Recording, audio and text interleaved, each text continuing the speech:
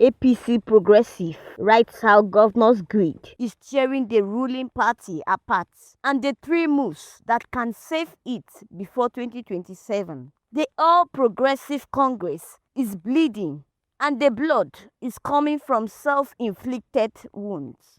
Never in the history of Nigeria's Fourth Republic has a ruling party handed the keys of its entire structure to state governors and lived to tell the story. Yet, that is exactly what the APC allowed during its recent primaries. And the cracks on the wall are now too deep to paint over. What happened? Some governors stopped being party leaders and became party owners. They didn't just nominate House of Assembly members and local government chairmen. They went further, dislodging National Assembly members, imposing loyalties from local government areas and state assemblies to Senate, and ridiculing those who stood and worked with the president. One man, one state, all tickets. Winner, governor takes all.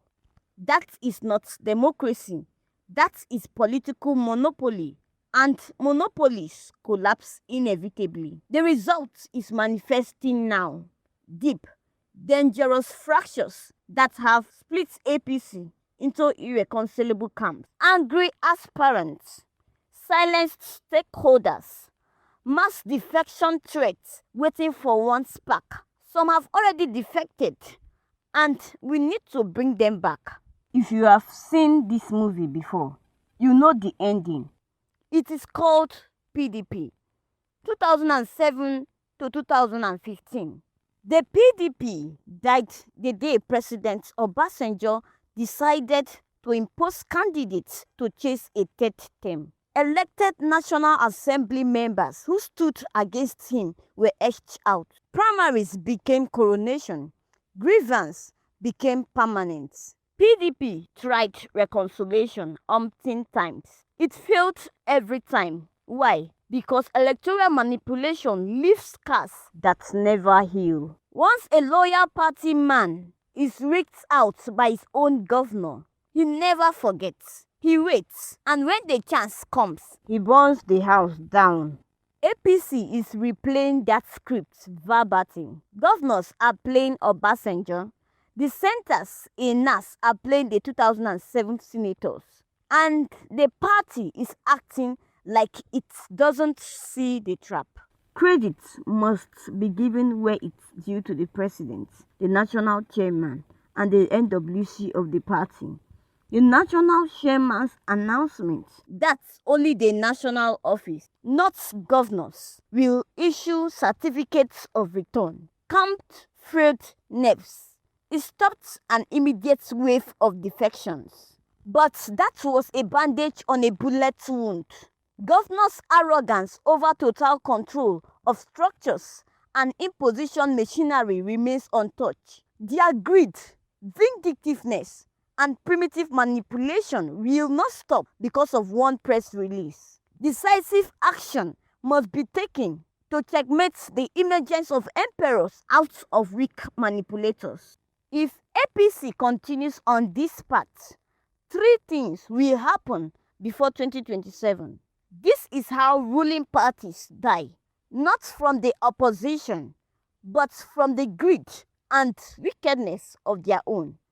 APC must act now that it has the opportunity, not after election. Here are three non-negotiable moves. Move 1. Take back federal tickets. Senate and House of Representatives are federal office.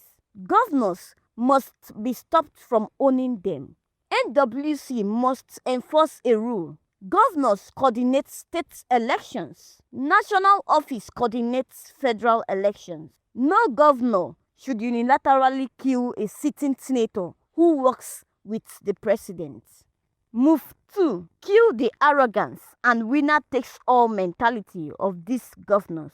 When no credible primary was held, and it is everywhere, NWC accommodates the people's candidates as compromise winner.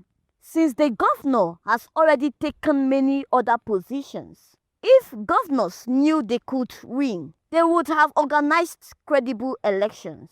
Compromise means every camp gets something to hold onto. One or two ugly impositions must be reversed in every state to achieve peace and reunite the party. Absolutely better than losing the whole state. With the opposition parties concluding their primary elections, many of the APC can be categorically described as vulnerable. Move 3.